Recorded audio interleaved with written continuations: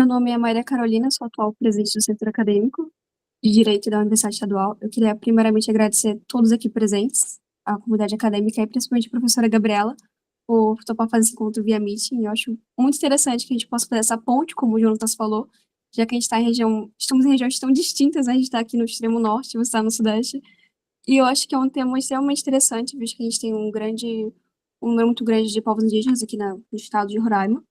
Eu espero que essa parceria entre a Aladim e o Centro Acadêmico possa render muito mais frutos. Eu também queria agradecer à diretoria pelo convite de colaboração, né, para a gente organizar esse evento em parceria. Então, deixo meus agradecimentos e eu tenho certeza que vai ser uma palestra muito rica em conhecimento. Obrigada.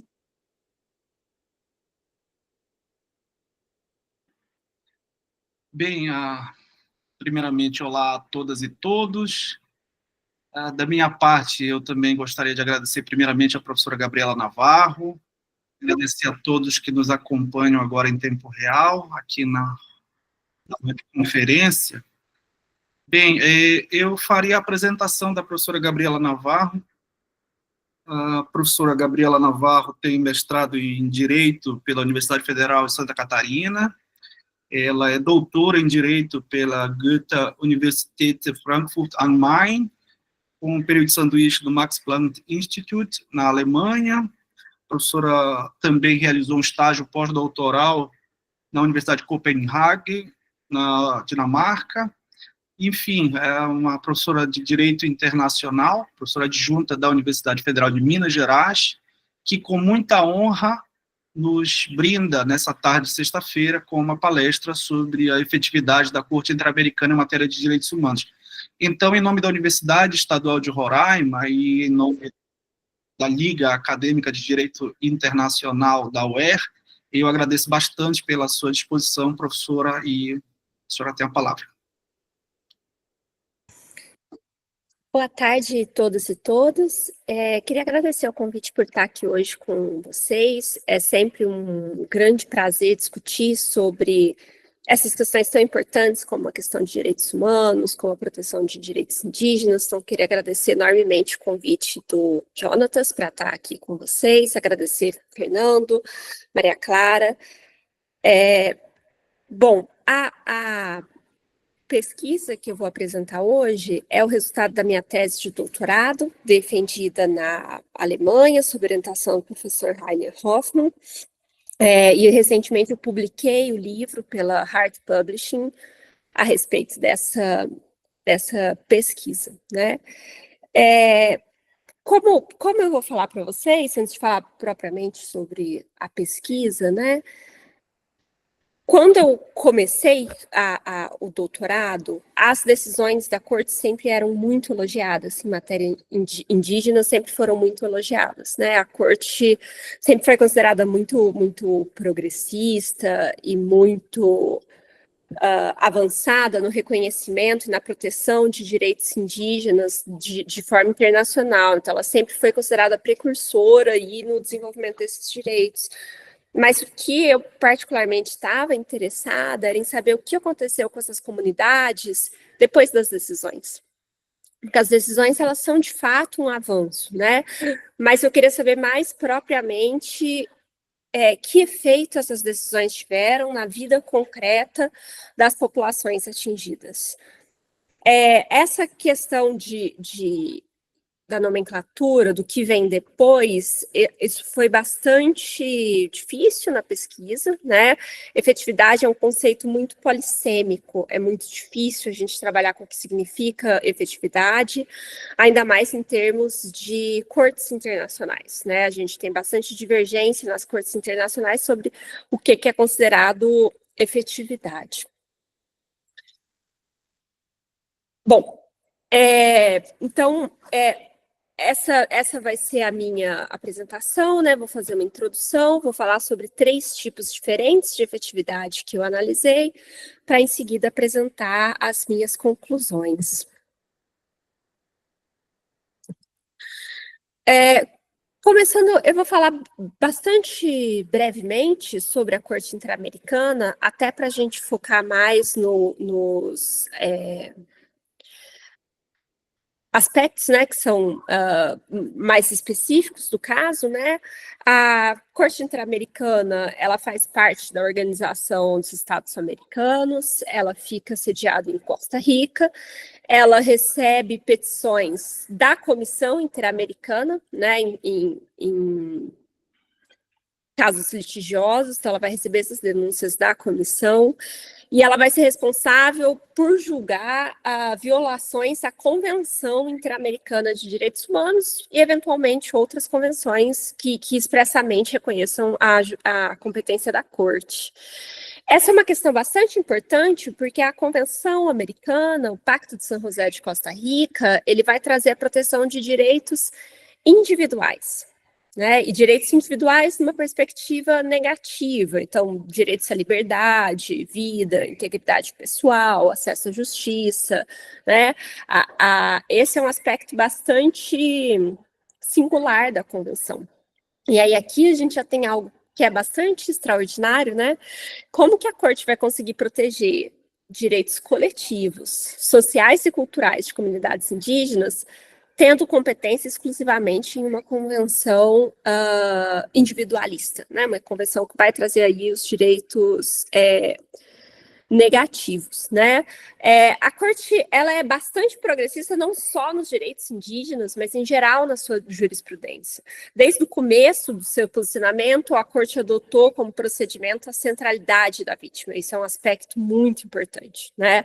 As decisões, a Corte Interamericana, ela vai estar sempre preocupada em colocar a vítima na centralidade, não só dos procedimentos, mas também das medidas reparatórias, né, e das ordens que vão ser emitidas, né. A Corte, ela passou aí por algumas fases, né, a princípio ela julgava principalmente casos de massacres, né, cometidos durante as ditaduras militares, depois ela teve em seguida uma fase de consolidação da democracia, em que ela estava preocupada com a justiça de transição, né, de como consolidar a democracia no contexto pós-ditatorial, e recentemente tem sido incluído a questão dos direitos sociais na Corte, né, principalmente por meio do artigo 26 da Convenção. Aí são um mapa dos países que aceitam a jurisprudência da Corte Interamericana, né? A gente pode ver que, apesar da Corte estar vinculada à Organização dos Estados Americanos, não são todos os Estados americanos que aceitam a competência da Corte, né? Basicamente, América Central e do Sul, com alguns outros países que saíram. Como eu tinha falado para vocês, é uma questão bastante turbulenta o conceito de efetividade de cortes internacionais. E aí aqui o que eu estou apresentando para vocês, eu estou adotando a teoria do Lawrence Helfer, num trabalho de 2014, em que ele vai dividir a efetividade em 4 elementos.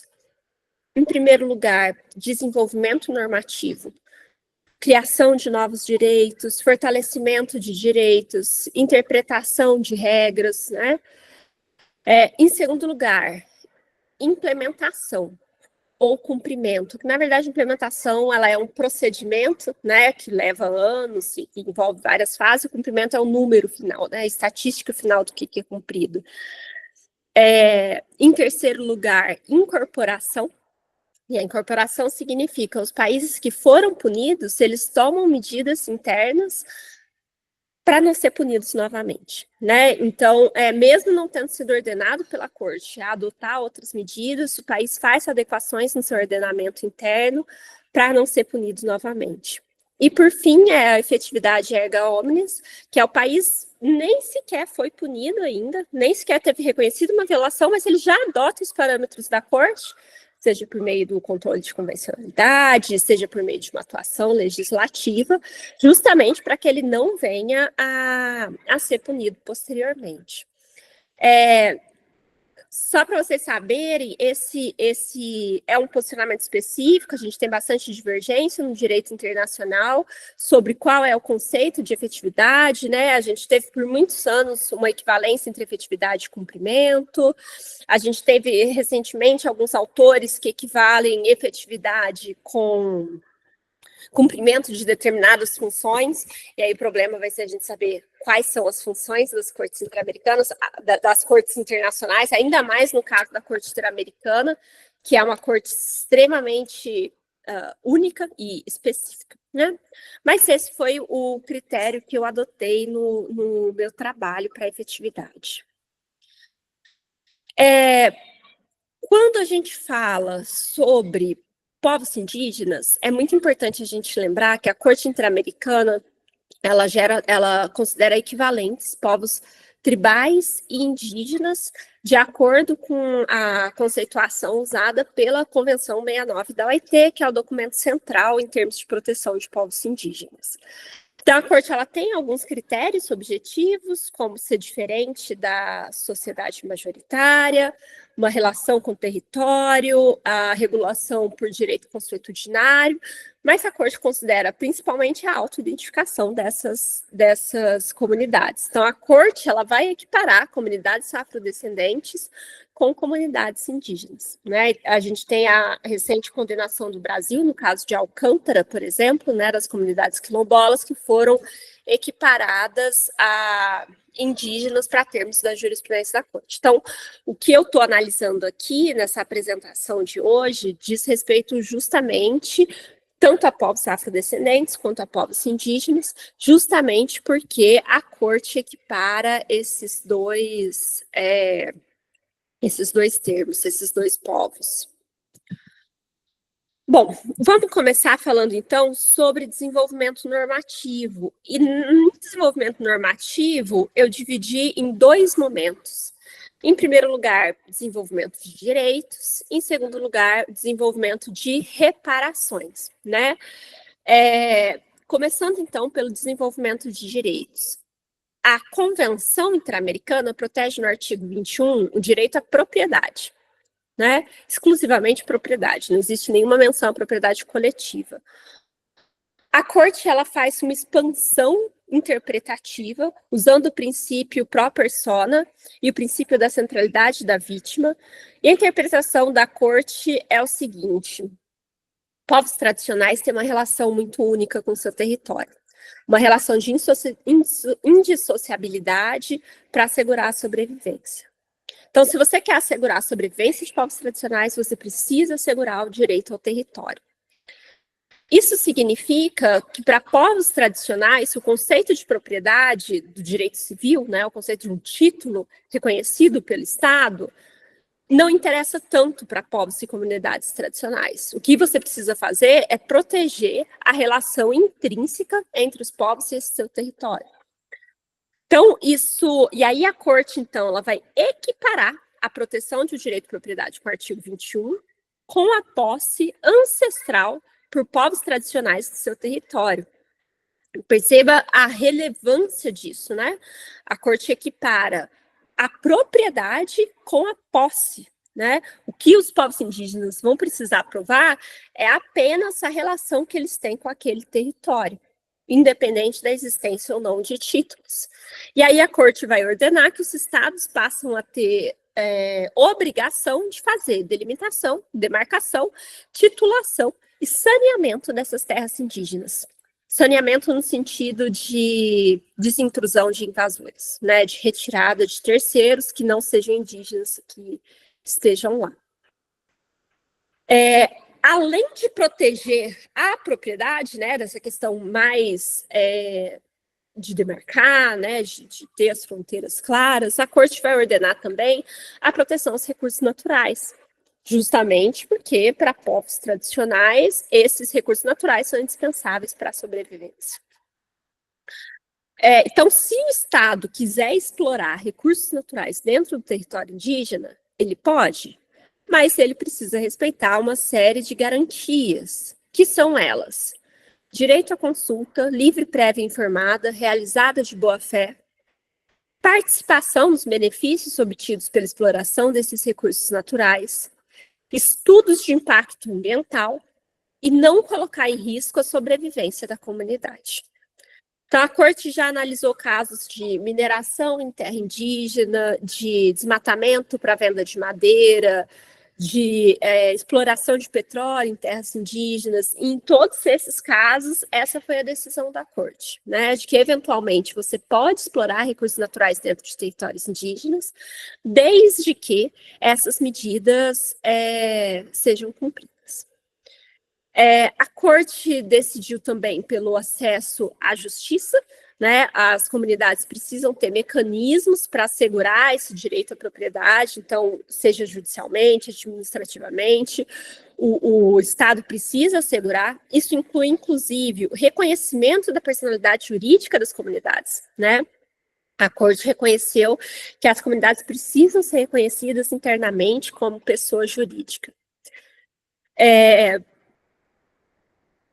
Além disso, a corte também reconheceu, em alguns casos, o direito à vida digna e à integridade corporal.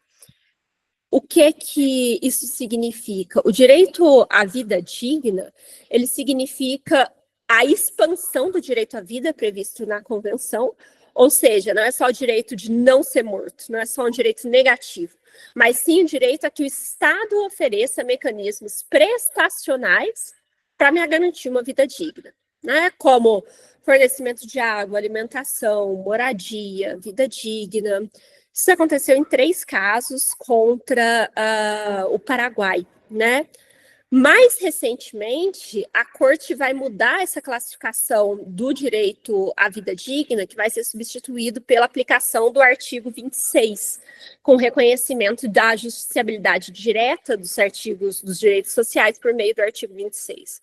Então, ao invés de enquadrar os direitos sociais lá na vida digna, né, a corte, mais recentemente, nos casos Lhaca-Ronrat, agora no caso de Alcântara, vai enquadrar esses direitos sociais no artigo 26, falando que o Estado tem a obrigação de prestar condições mínimas de sobrevivência para essa comunidade. Bom, então, a gente consegue perceber, né, dessa breve explanação sobre direitos, que a corte cria novos direitos, como direito à consulta livre, prévia e informada, né, que é uma criação da corte, direito à integridade cultural, que é uma criação da corte. Ela também expande direitos já consolidados, como a vida indigna, a propriedade coletiva. Existe uma clara expansão na proteção desses direitos. E aí, a corte, dada, né, a questão da centralidade da vítima, ela vai estabelecer também medidas de reparação. Essas medidas de reparação, elas vão ter por objetivo não só restituir às comunidades a situação que elas estavam antes da violação, mas também assegurar a não repetição desses fatos. A corte sabe que os casos que chegam nela são representativos de problemas estruturais nos países. Então, quando a corte ordenou Chucuru versus Brasil, a corte está consciente que o Estado brasileiro, a gente tem a diuturna violação de direitos indígenas. Então, ela vai ordenar respostas que sejam não só para o caso dos Chucuru no Brasil, mas para todos os povos indígenas brasileiros. Isso acontece repetidamente nos casos da corte.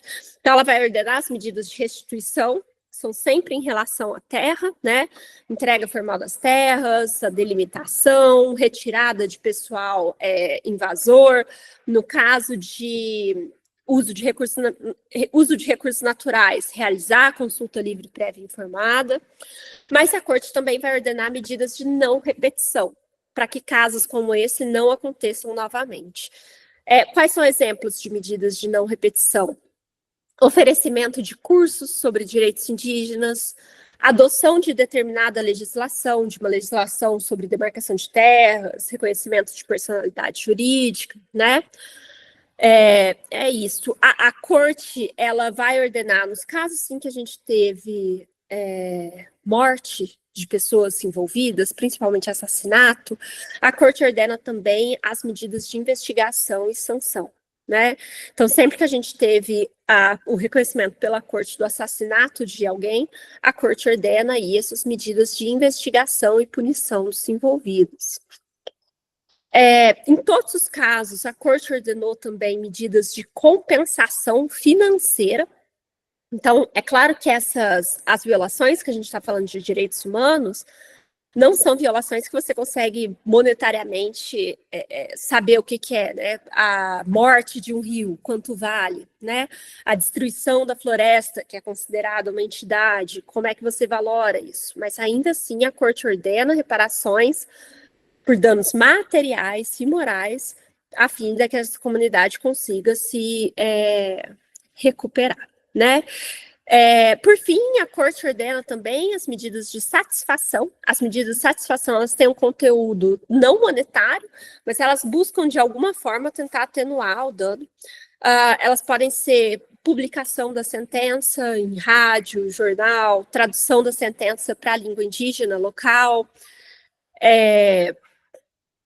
pedido de desculpas, realização de um evento com esse pedido de desculpas, né? Então, essa satisfação, ela não é monetária, mas ela tem por objetivo tentar reparar, de alguma forma, o sofrimento desse povo.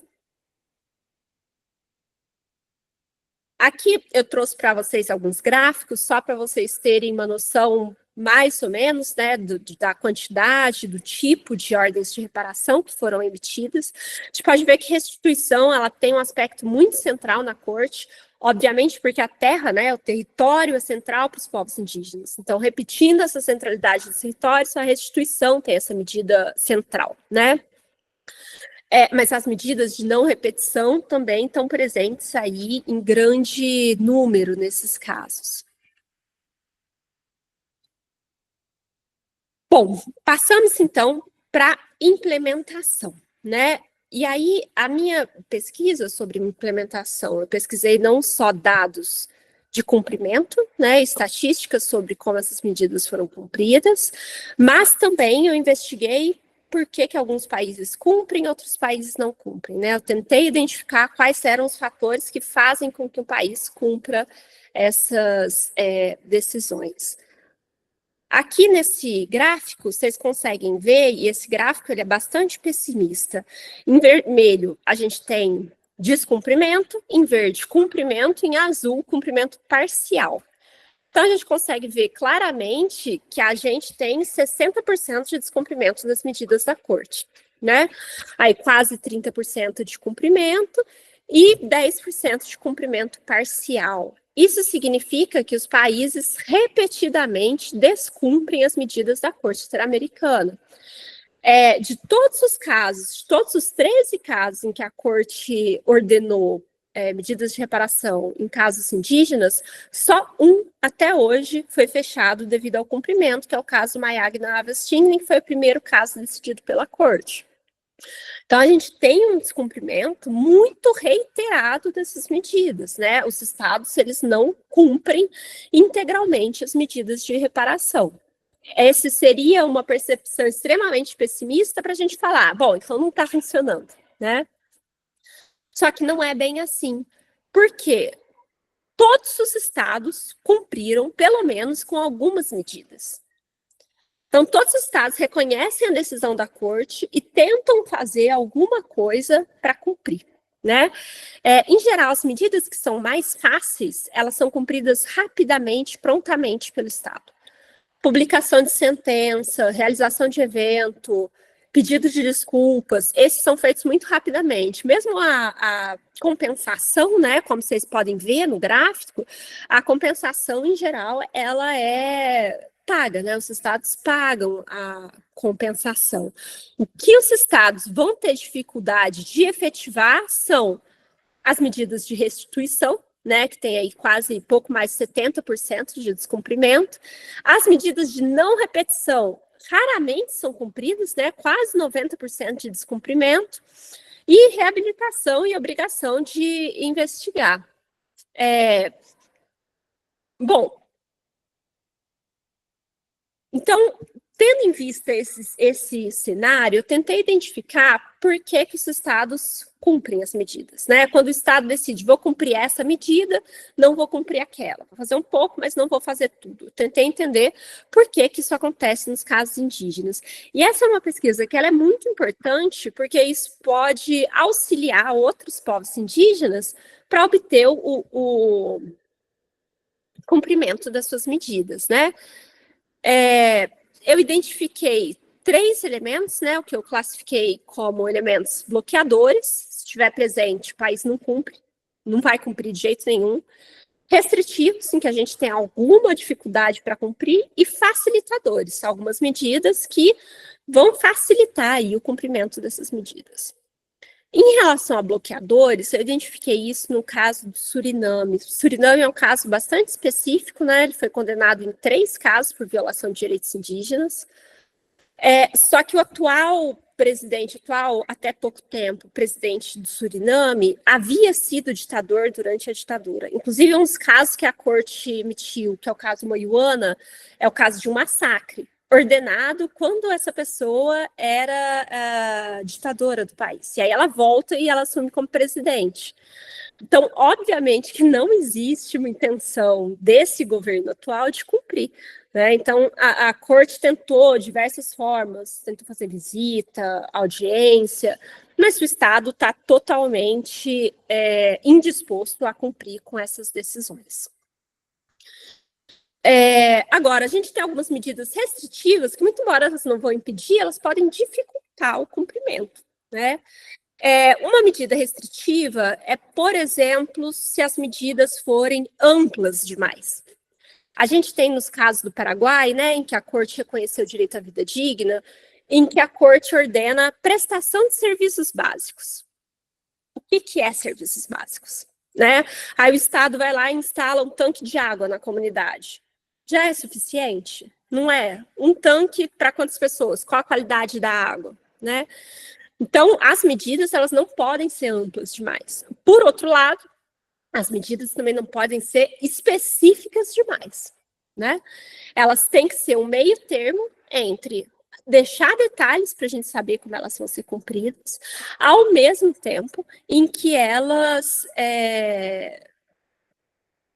não restringem eventual negociação entre as partes ou eventual alteração de situações específicas, né? Um outro fator restritivo encontrado foi quando a gente depende de mais de um poder dentro do mesmo Estado. Então, as medidas de investigação, elas podem depender do poder judiciário também, né? Então, as medidas que dependem exclusivamente do poder executivo, em geral, ele cumpre. Mas se a gente depende de aprovação de uma lei, que depende do legislativo, ou então de uma decisão judicial, né, que aí viria do judiciário, a gente vai ter maior dificuldade de cumprimento nesses casos. Agora, o que pode ser positivo? O que pode ajudar? A corte ela tem uma atuação muito intrusiva, né, nas reparações. Então, ela faz audiência com as partes, ela tenta mediar, encontrar soluções, ela visita os países.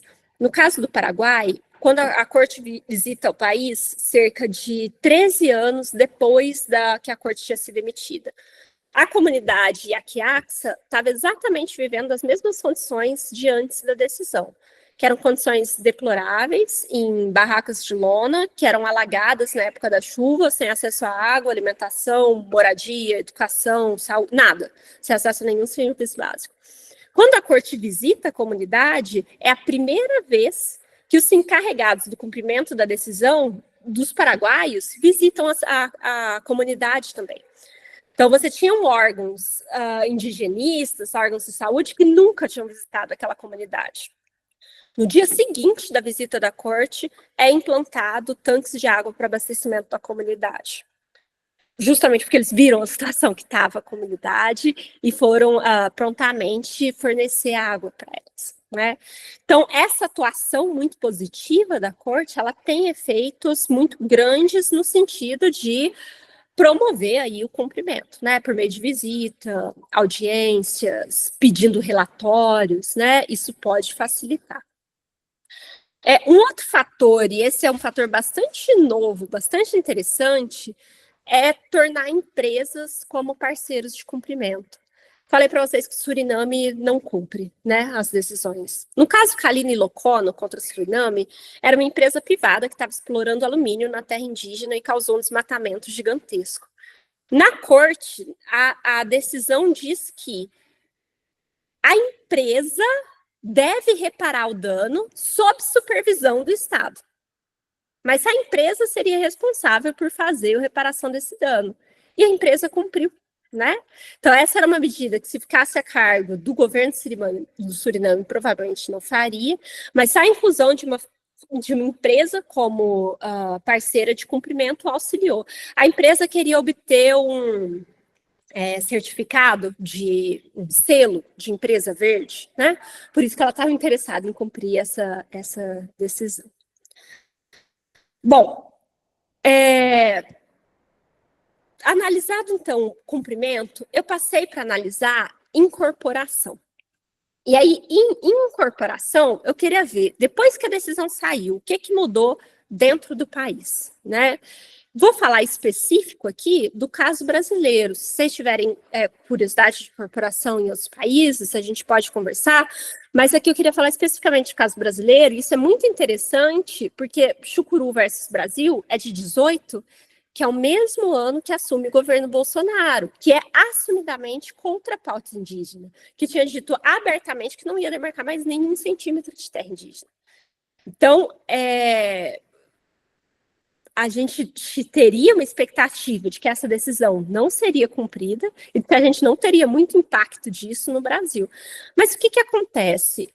Com o governo Bolsonaro assumindo o governo, a gente teve uma série de medidas anti-indígenas, como colocar a FUNAI dentro do Ministério da Agricultura, a reforma no sistema de saúde indígena, a eliminação de uma série de mecanismos de participação dos povos indígenas nas decisões. E aí, o caso Chucuru passa a ser utilizado como referência na resistência contra esses retrocessos. O STF nunca tinha citado as decisões da Corte Interamericana em casos indígenas. A primeira vez que ele cita, que é numa ADI do Decreto Quilombola, de demarcação de terras quilombolas, 4 dias depois do caso Chucuru.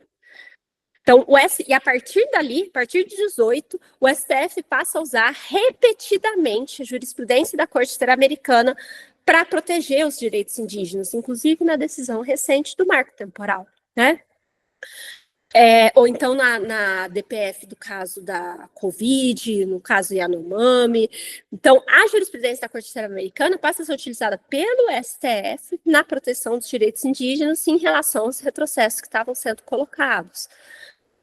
Mesmo as organizações indígenas e as organizações de defesa dos direitos indígenas passam a usar essa decisão para a proteção desses interesses. A gente tem FUNAI, Ministério Público, Defensoria Pública da União, todas essas vão internalizar esses parâmetros da Corte Interamericana para a resistência contra os retrocessos em relação aos direitos indígenas. Isso dá para a gente um ar um pouco mais positivo, né? Uma perspectiva um pouco mais positiva em relação a essa decisão da Corte, que ainda que a gente tenha dificuldades de implementação, né, de fato, a gente consegue ter alguns avanços para a resistência, né, para a utilização dessa decisão na resistência contra retrocesso nos direitos indígenas.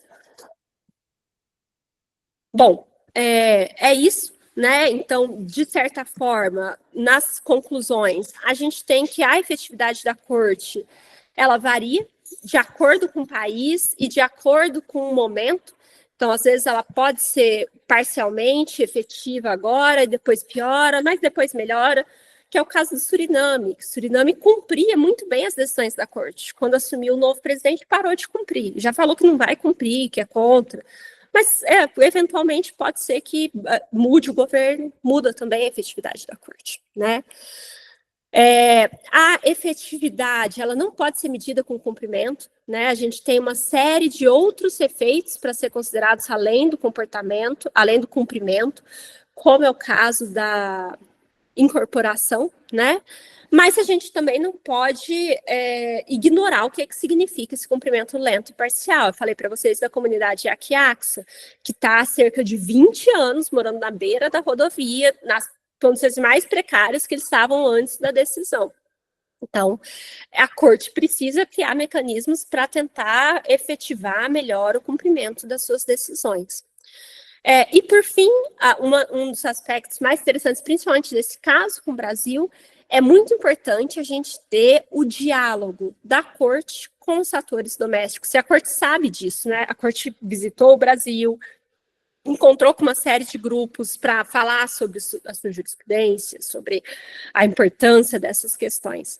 Então, esse diálogo, né, tanto por parte dos atores domésticos, mas também da corte, pode ser um elemento importante para a incorporação dessas decisões no ordenamento jurídico.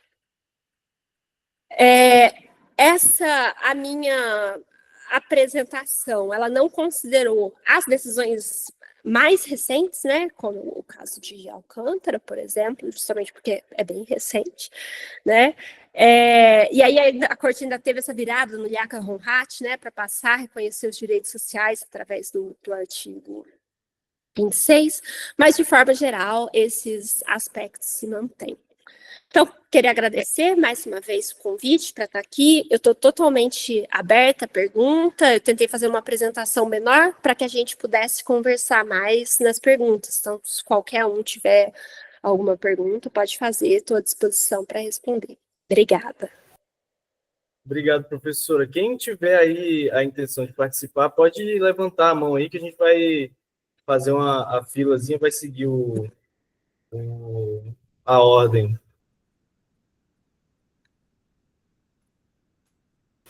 Se o professor Fernando quiser começar aí.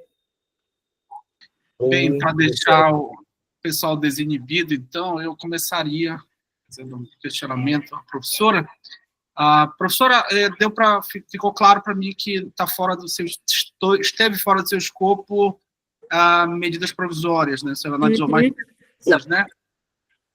Mas, assim, como é uma coisa que nos interessa aqui em Roraima, porque tem uma medida provisória em relação a povos indígenas, você deve conhecer, né? Que é o caso dos povos indígenas Yanomami, Ecuana e Munduruku, foi determinado em medidas provisórias em relação ao Brasil, e assim, pensando um pouco além, a senhora acredita que em relação à efetividade de cumprimento de medidas provisórias, os fatores que devem ser levados em conta são os mesmos de uma sentença, ou no caso da medida provisória tem alguns aspectos diferentes que podem impactar na efetividade? O caso das medidas provisórias, ele é mais complicado porque, em razão da urgência, a corte não analisa detalhadamente tudo que está envolvido. Então, nos casos, como a gente já vem com o relatório da comissão, já tem toda uma análise sobre quais serão os fatores, a corte consegue dar reparações mais específicas para aquele caso concreto. Isso não acontece com a medida provisória, né? Justamente porque na medida provisória, quando tem a urgência, as decisões elas acabam sendo tomadas de supetão e sendo muito amplas, né? Essa amplitude é justamente um fator que eu indiquei na pesquisa, mas a gente já tem várias outras pesquisas no direito internacional que mostram como essa amplitude da decisão, a vagueza das ordens pode dificultar o cumprimento. Então, eu acredito que esses fatores, sim, podem ser utilizados para medida provisória, né? Inclusive, estava tentando lembrar o nome do autor, tem uma pesquisa de 2019 na Suécia, né, do Pluricourts, que eles demonstram, e lá eles usam medida provisória também, né, aí eles colocam as duas e mostram como a vagueza influi nas duas. Eu não trabalhei com medida provisória, mas eu acredito que sim, principalmente em relação à vagueza. Só para... No ano passado, o Ferrer McGregor esteve aqui em Roraima, ele ainda era vice-presidente, e, assim, a Procuradora Federal da AGU deixava claro que o governo brasileiro estava interessado em dar cumprimento às medidas provisórias, né? Então não havia resistência por parte do governo, mas a abordagem da corte foi como se o Brasil estivesse protelando e deliberadamente não querendo cumprir algumas coisas, né? Então ficou assim, uma certa tensão em relação à posição da corte, e o Brasil, que imaginava que estava disposta a dar cumprimento, a autoridade brasileira disposta, mas a impressão no sistema interamericano não era esse. A gente tem o caso das medidas provisórias do sistema prisional brasileiro também, né, que é um tema super, super delicado, porque aí envolve a questão federativa também, a questão estadual, enfim, né, não querendo falar que uma é pior que a outra, mas a gente tem situações muito complicadas mesmo no Brasil de condenação, né, de medidas provisórias. Obrigado, professor. O Franklin está aí na vez para falar. Pode ficar à vontade. Bom, primeiramente, boa tarde, professora. Muito obrigado pelo tempo que você dedicou a dividir um pouco do seu conhecimento conosco. Meu questionamento é sobre o histórico de cumprimento de medidas, né, cautelares aqui no Brasil. Uma situação que chama muito a minha atenção é justamente a questão da etnia Guarani aqui no Brasil. Nós temos aí um histórico de muita violência por parte dos latifundiários, né, no Mato Grosso do Sul. Então, eu gostaria de saber um pouco sobre essa questão.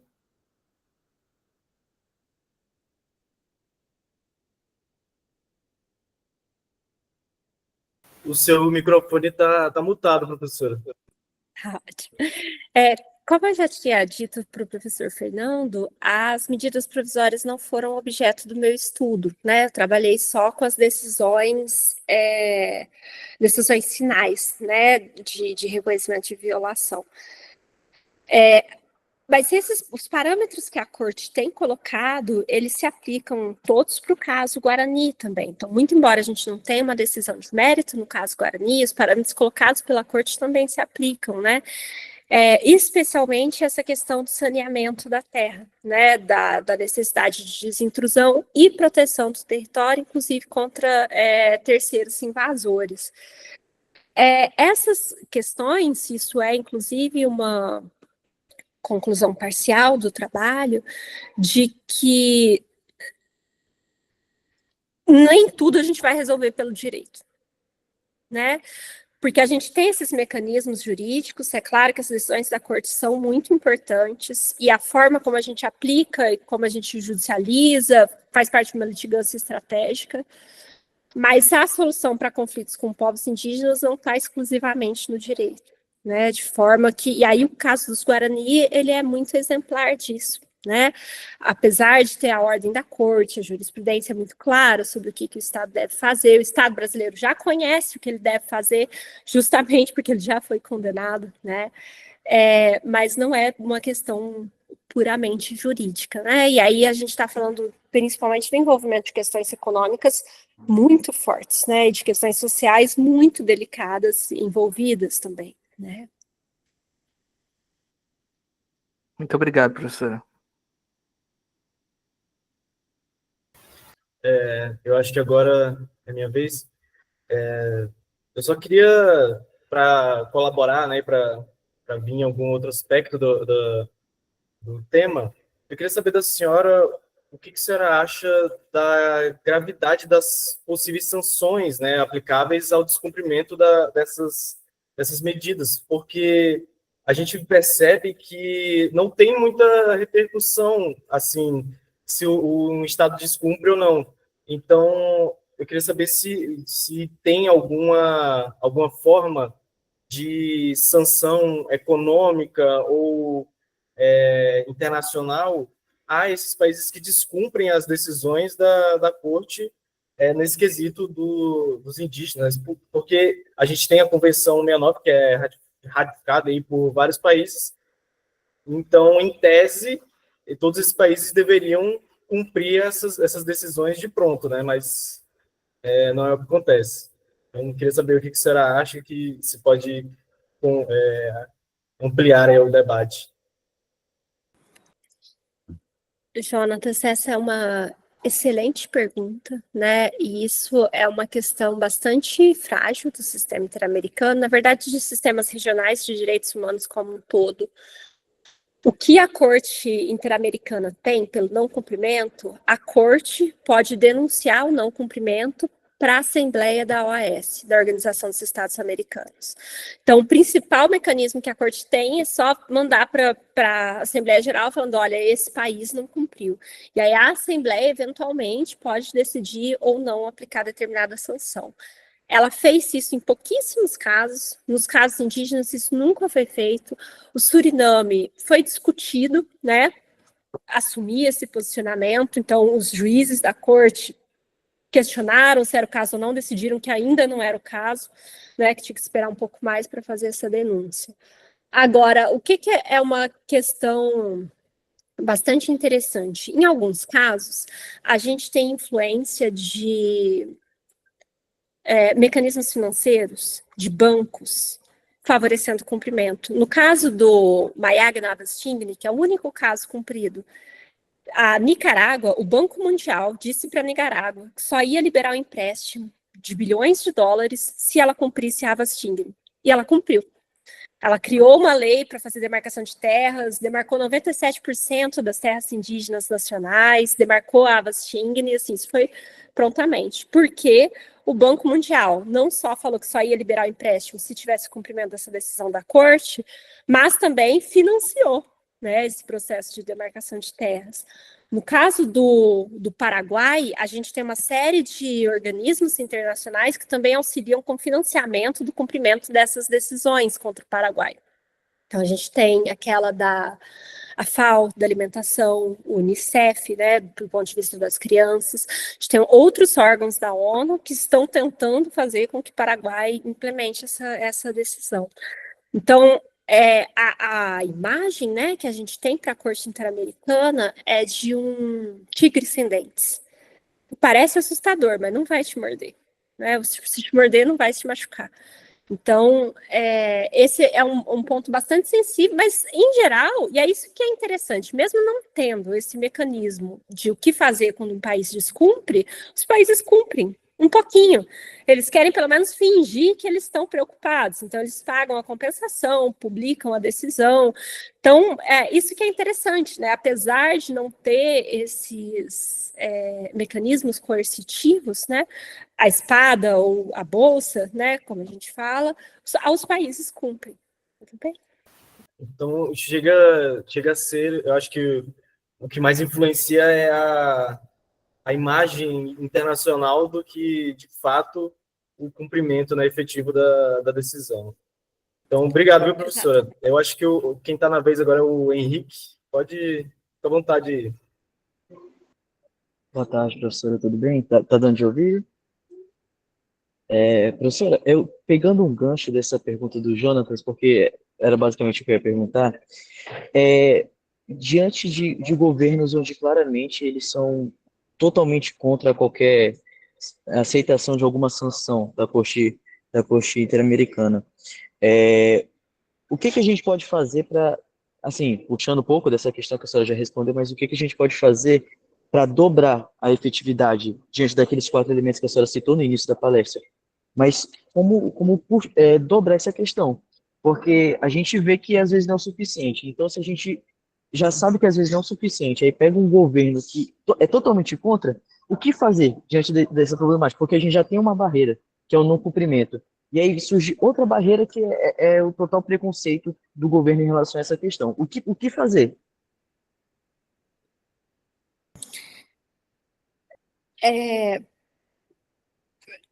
Essa é uma questão interessante. Eu vou, inclusive, ir um passo a mais com Venezuela e Nicarágua. Né? A Nicarágua, muito embora ela teve esse pronto cumprimento lá atrás, hoje em dia ela está sob uma ditadura, né? E a Corte tem uma série de ordens, tanto medida provisória como decisão, contra a ditadura orteguista na Nicarágua. Aí o que o Ortega fez? Saiu do sistema interamericano. Pediu renúncia.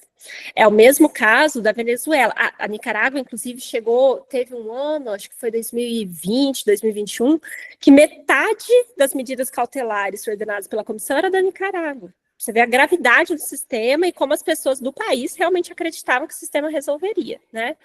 É o mesmo caso da Venezuela, né, em que a Corte foi colocando frontamente contra as violações e a Venezuela sai do sistema interamericano, né? a questão é que, bom, o caso brasileiro, ele dá um pouco de luz para a gente, né? Então, a gente tem um governo autoritário e abertamente contra os direitos indígenas, mas as instituições, os mecanismos de direitos humanos vão utilizar a corte. Então, esse diálogo entre a corte e as organizações de direitos humanos é muito útil, é muito profícuo, né? Seja por meio das associações da sociedade civil, mas do próprio Estado, Ministério Público, Defensoria. Então, isso é uma coisa que a corte pode fazer, né? Dialogar com essas instituições para ver como que elas podem atuar domesticamente. Agora, em casos mais graves, não tem o que fazer a não ser esperar. Né? Se a gente tem um contexto que não é um contexto de ditadura, que é um conceito de democracia, então que a democracia é frágil, governos mudam, né? Então, acho que é um pouco isso que a corte está fazendo em relação ao Suriname. Está enrolando, o processo está lá parado, né? Justamente esperando. Mas acho que a sua questão, Henrique, ela levanta essa questão também de a corte apertar demais. É interessante também, porque o país sair do sistema, as pessoas, os cidadãos daquele país ficam completamente desamparados, né? Eles não vão ter mais absolutamente nenhum mecanismo ali para poder ter alguma decisão, alguma medida. Né? Então, mas aí a gente levanta outra questão, né? Obrigado, professor. E uma questão também é que, internamente, nós temos que alguns órgãos dos governos e do Estado, eles acabam por descumprir essas determinações, mesmo quando são efetuadas pelo governo, né? Aqui mesmo no Estado, não é incomum a gente ver violações dos direitos indígenas, mesmo com decisões judiciais defendendo, né? Enfim, eu acho que agora quem está na vez é a Elionete. Pode ficar à vontade. Olá, boa tarde. Queria agradecer à professora Gabriela pela partilha e parabenizar os organizadores dessa atividade muito, muito importante, especialmente para o lugar que a gente mora. Professora, eu ouvi a senhora falando, o país cumpre, o país não cumpre, né, a efetividade em tal localidade e a não efetividade em outras localidades. Eu sou da geografia, né, então a penetra aqui, então talvez a minha pergunta não vá fazer tanto sentido para os meus colegas, mas imaginando, né, o planeta, imaginando essas perspectivas todas dos povos originários em diferentes momentos e situações, tem como a gente acessar, ou existe isso tabulado, como se fosse, assim, um ranking daqueles que mais respeitam a corte, mais acatam essas orientações, e aqueles que menos o fazem, no sentido de respeitar um organismo internacional e reconhecê-lo como tal, né, porque a gente parte do pressuposto que você está instituído um organismo internacional, ele tem um reconhecimento internacional. E eu fiquei muito curiosa para pensar em que posição que o Brasil estaria, lógico, a gente sabe que as posições mudam conforme o governo, como foi muito bem exemplificado, mas, no geral, nesse histórico, né, como é que o Brasil vem se posicionando, e dentro da seara dos estudos indígenas, a gente ouve falar, não, porque o Canadá, e sempre o Canadá como algum modelo e algum exemplo, então, eu pensei na mensuração disso, né, dos países que estão atendendo mais ou menos, nessa perspectiva de qualificar um pouco também nossa perspectiva de cumprir, né, de cumprir essas orientações e cumprir o direito internacional, enfim. É isso, muito grata. Obrigada pela pergunta, Elionete. Tem um capítulo de livro publicado meu, que é em acesso aberto, que é publicado, inclusive, pela Oxford University Press. Esse capítulo, acho que ele está vinculado no meu Google acadêmico, ele está no meu Lattes, então você consegue achar que ele é sobre o conceito de efetividade. E aí, dentro do conceito de efetividade, eu analiso isso, efetividade como cumprimento, e eu trago uma série de listas de autores que analisam a efetividade de cumprimentos e trazem esses dados. Essas duas pessoas que eu coloquei no chat para vocês são pesquisadores que têm dados quantitativos sobre cumprimento do sistema interamericano, né? O Salzberg, ele é mais recente, né, de 19, o Baixa de 2010. Eles não fazem um ranking, né? Eles só têm ali as porcentagens de cumprimento. Mas eu já vou te adiantar que esse ranking é muito difícil, porque países que são mais condenados, pode ser que tenham maior descumprimento, né? Pode ser países que tenham poucas condenações. Outra coisa, pode ser que você foi condenado em 3 decisões, mas são 3 decisões complicadíssimas. Se o outro país tem 20, mas são 20 fáceis, né? Então, essa comparação é difícil. O caso do Brasil, que ele entrou tarde no sistema interamericano. Agora que o Brasil está recebendo condenações, assim, com bastante frequência. Então, a gente não tem nem mecanismo, a gente mal fala sobre o sistema interamericano no Brasil, agora cada vez mais, né? Mas a gente mal fala de sistema interamericano no Brasil. Então, isso é uma coisa que realmente está mudando, e por isso que essa comparação entre os países ela é difícil. Em relação à questão indígena, isso é um pouco uma coisa que eu fiz na minha pesquisa. Tem um outro artigo que eu escrevi só sobre cumprimento, publicado numa revista internacional, que chama The Struggle After the Victory, a luta depois da vitória, e que aí eu trago dados quantitativos de cumprimento em relação aos países, os países mais, só específico de indígenas, né? Mas é isso, eu não conheço, além dessas 2 pesquisas que eu te mandei, eu não conheço nada mais recente. Com certeza existe, né? Mas eu só não tenho conhecimento com o ranking desse país de cumprimento. Mas aí eu já faço a advertência, né? De que esse ranking de cumprimento ele é bastante difícil, justamente porque a gente tem muitas variações entre os países. Entendi, obrigada. E, na verdade, à medida que a fala estava ocorrendo, eu já abri seu Google Acadêmico e meu Mendeley já está lá, ó, fazendo o download. Muito obrigada, gente, obrigada.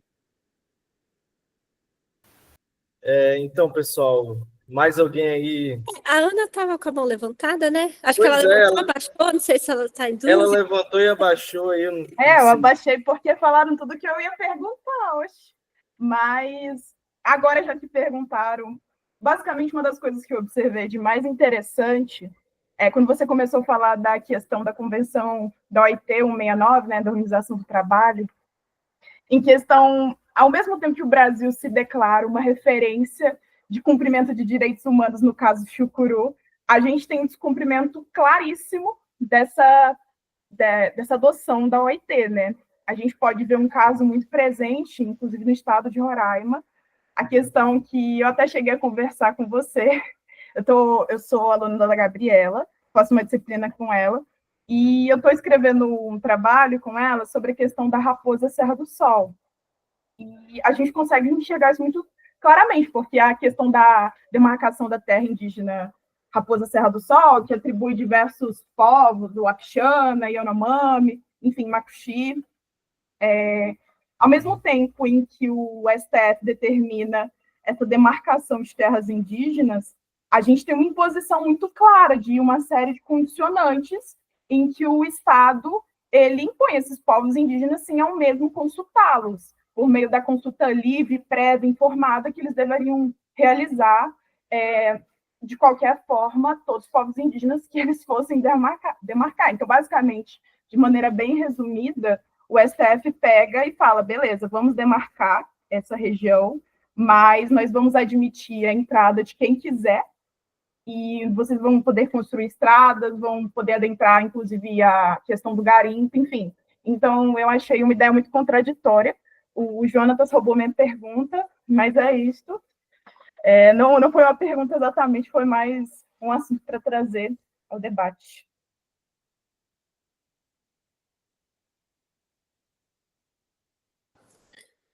Obrigada, Ana. Acho que eu nem vou responder, porque não é nem tanto, né? É porque é isso mesmo, essa questão.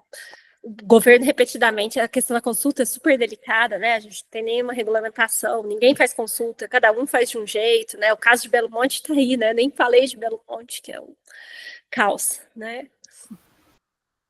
Quando eu tive aí, eu fui a uma aula sua que um tema foi justamente essa da consulta, né? A Maria acabou de levantar a mão aí, pode ficar à vontade, viu?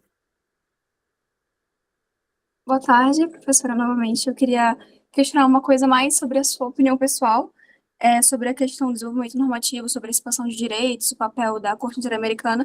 Eu gostaria de questionar se você acha que falta algum ponto que a Corte poderia adicionar, porque você falou sobre a criação de direitos, a expansão, a restituição. Então, eu gostaria, já que nessa área de pesquisa, com base no que você falou, algum ponto que você adicionaria, visto que, como muitos colegas questionaram sobre sanções, apesar das sanções, é complicado e difícil dos países seguirem essas medidas, né? Conforme 60% dos países não seguem, né? Como foi apresentado no gráfico. Então, uma parte da pergunta já foi respondida, né? Que é uma coisa parecida com o que o Henrique perguntou, mas eu queria perguntar mais um ponto de vista pessoal seu, sobre o que a Corte poderia adotar como uma das partes do desenvolvimento normativo.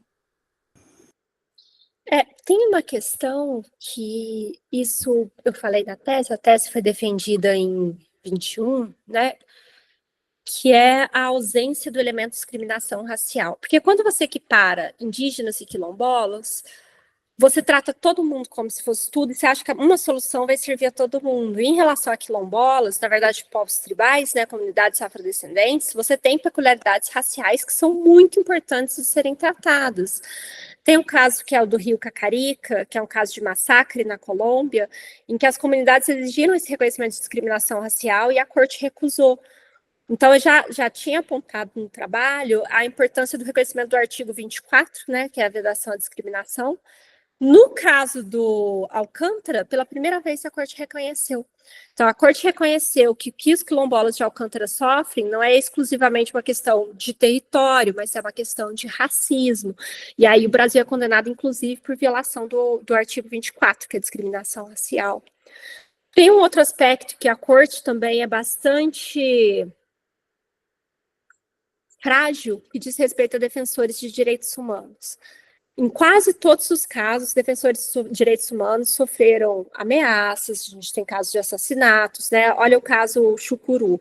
Desde quando eles entraram com a decisão lá na comissão até a decisão da corte, um cacique foi assassinado, o outro sofreu um atentado à vida, e a corte não reconheceu essa violação e não ordenou proteção aos direitos humanos, aos defensores de direitos humanos, mesmo a comunidade tendo pedido, né? O caso dos garífunas é muito emblemático porque eles pediram expressamente esse reconhecimento da proteção da vida das lideranças indígenas, a corte não concedeu, passou um tempo, eles foram sequestrados e até hoje ninguém sabe onde eles estão. Né? Aí eles entraram com pedido de medida provisória na corte, mas assim, já tinha acontecido, né? Então, outra questão bastante delicada é essa questão da proteção aos defensores de direitos humanos, das lideranças indígenas, porque elas certamente vão sofrer ataque depois da decisão da corte, porque elas ficam mais em evidência, né? Uma outra questão também que é bastante delicada da corte é o pagamento de compensação. A corte ordena a compensação por meio de fundos comunitários.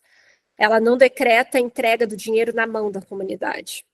Esse é muito paternalista, né? Não tem justificativa. A corte só faz isso no caso de criança ou pessoas com deficiência. Ela nunca ordena fundos comunitários. Então, por que no caso de indígenas você acha que eles não conseguem gerir o seu próprio dinheiro? Isso gera um problemão, né? No caso do Brasil, por exemplo, o governo brasileiro queria que os chucurus ficassem apresentando prova de tudo que eles gastaram dinheiro, como que gastaram, que realmente vai para a comunidade. O dinheiro é deles, né? A compensação é deles, eles fazem o que eles quiserem. Então, essa é uma outra questão mais delicada também, que é essa questão dos fundos comunitários.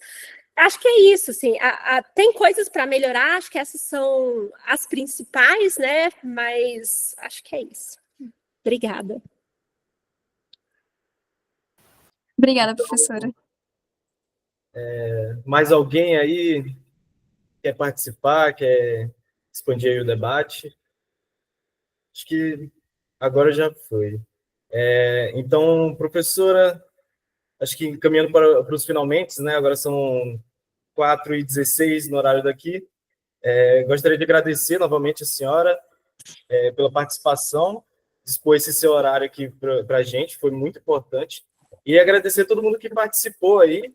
A gente teve um pico aí de umas 40 pessoas, mas como a professora permitiu, a gente vai publicar ainda hoje no YouTube. Mas o mais importante e o mais legal é que aqui a gente tem gente de todo quanto é canto. Então, faculdades do Sul e do Sudeste estão aqui prestigiando a senhora, e nós aqui do Extremo Norte. Então, agradecer a todo mundo aí que participou e deixar as portas da Ladim abertas, né, para quando a senhora quiser participar. O canal do YouTube é Ladim UR, pode pesquisar. A gente já tem 2 vídeos upados lá, esse aqui vai ao ar ainda hoje. E lembrando da frequência também, para certificação, assinem a frequência que está aí no chat. E é isso, viu? Muito obrigado. A Maria aí, se quiser falar alguma coisa, agradecer por fim. E ao Xavier aí, para encerrar, nosso mestre. Eu queria agradecer novamente a professora e a Aladim por promover esse evento em colaboração com o Centro Acadêmico, dizer que a gente também está de portas abertas. E acho que foi uma palestra muito esclarecedora, é interessante pela região que a gente mora, como eu citei, e agradecer ao público geral. Obrigada. Passo a palavra para o professor Fernando para os finais. Obrigado. Bem, da minha parte também eu agradeço bastante, parabenizo a professora pela palestra, que foi muito esclarecedora, é um tema que me interessa bastante, eu aprendi muito com a senhora. É registrada a satisfação de ter conhecido a senhora, ainda que virtualmente, hoje à tarde. E, em nome da universidade, agradecer a todos os presentes que estiveram aqui até agora. Então, uma sexta-feira à tarde, é difícil captar público, mas, enfim, graças à sua competência e à qualidade da sua apresentação, manteve o público até o final. Muito obrigado, professora. Eu que agradeço, gente. Sempre uma ótima oportunidade poder falar sobre pesquisa, uma das coisas que eu mais gosto de fazer. Então, obrigado pelo convite, obrigado pela participação de todos vocês. Adorei as perguntas, o diálogo foi excelente. Obrigadão, viu? E eu gostaria de fazer um agradecimento especial à Luísa, que fez o meio de campo. Ela que é sua aluna aí da matéria na UFMG.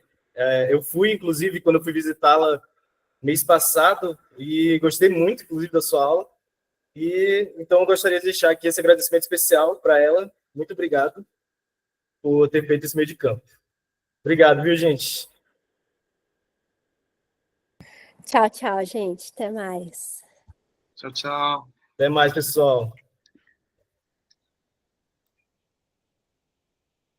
Eu vou encerrar a gravação aqui. Beleza. Tá. Da outra vez eu não encerrei, continuo gravando, né? Parar a gravação. Eu tive que cortar lá Bom,